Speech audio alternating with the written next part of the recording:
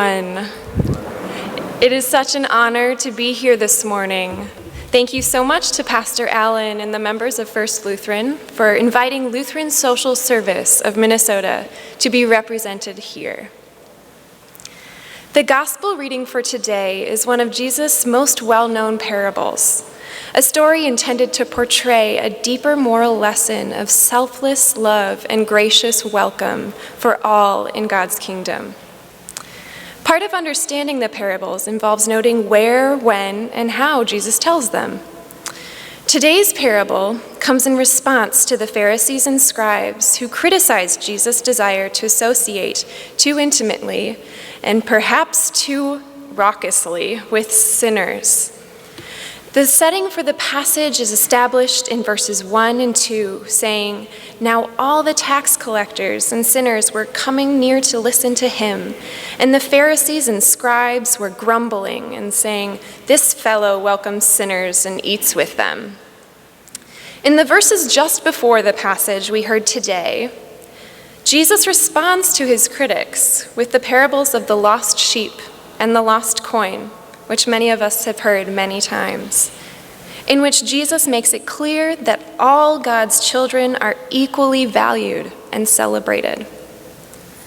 Then we come to today's lesson, the third parable concerning the lost, the parable of the lost son. This parable leaves two things in tension.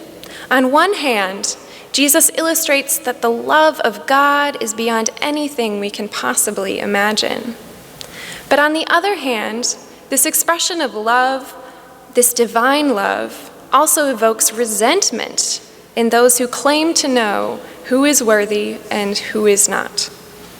The elder son brings to question who rightly belongs to God's family, a judgment he has no authority to make.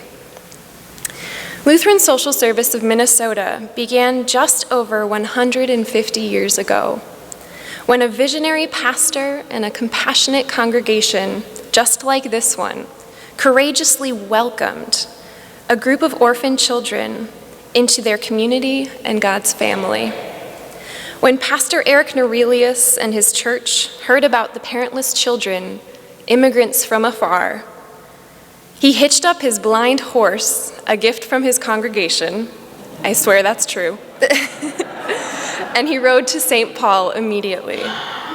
He brought these new neighbors back so they could be held, cared for, and loved in that congregation unconditionally.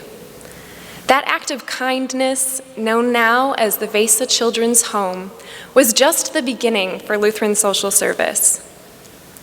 Today, Lutheran Social Service still serves new immigrants and children in need of adoption. But now, thanks to the support of congregations like yours, LSS is present in all 87 counties, serving 1 in 65 Minnesotans every year. At LSS, we are committed to responding to community need. Our local service providers show up where the need is most, because our mission is your mission, expressing the love of Christ through service that inspires hope, changes lives, and builds community. Our senior nutrition program provides 1 million meals a year to seniors all over the state whose incomes are too small to cover their daily meals. Through our work with the Minnesota Department of Veterans, we embrace soldiers who have returned from combat, helping them find both support and community. Through our homeless youth programs, we walk alongside as many of Minnesota's 2,500 homeless youth as we can. From those sleeping in the woods outside of Brainerd, in a car in the parking lot of the Mankato Walmart, or sitting up all night in a Twin Cities restaurant, we provide shelter and support through drop-in centers, host homes, and transitional housing throughout the state. This year, we also welcomed 600 refugees fleeing persecution in their homeland. With grace and selfless love, we provide them refuge and support as they rebuild their lives after experiencing unimaginable violence, turmoil, and fear. Our first value at Lutheran Social Service is grace. We welcome our neighbors as they come and work to support them in whatever way possible. As illustrated in today's parable, gracious love is neither earned nor achieved all on our own. Grace is something that God simply gives and invites us to grant to one another. Parables like today's don't need to be explained so much as experienced so they might be lived. Because the thing is, we all live this parable with messy homes and relationships, with all sorts of twists and turns. And the more we see ourselves in this story, the more likely we are to hear God's earnest plea to come home or to the party and welcome all his children in the celebration. As Paul put it so well in Romans 15, welcome one another, just as Christ has welcomed you, for the glory of God.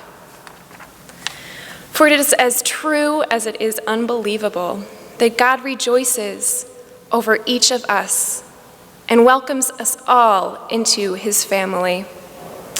And your grace-filled welcome and work here helps announce that wonderful news to all. Amen.